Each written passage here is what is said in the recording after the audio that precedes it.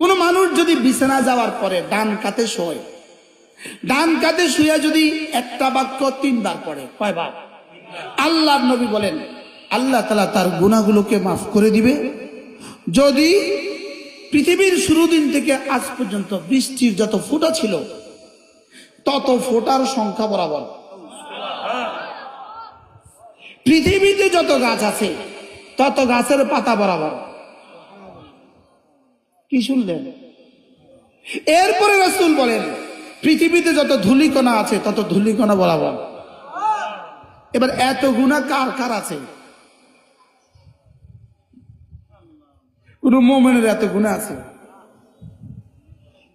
তাহলে এই বাক্যটা যদি আপনি পড়েন ডান কাতে শুয়ে, বলবো বাক্যটা বলবো, আস্তাগফিরুল্লাহাল্লাযী লা ইলাহা ইল্লা হুয়াল হাইয়ুল কাইয়্যুম ওয়া আতুবু ইলাইহি লা হাওলা ওয়ালা কুওয়াতা ইল্লা বিল্লাহ।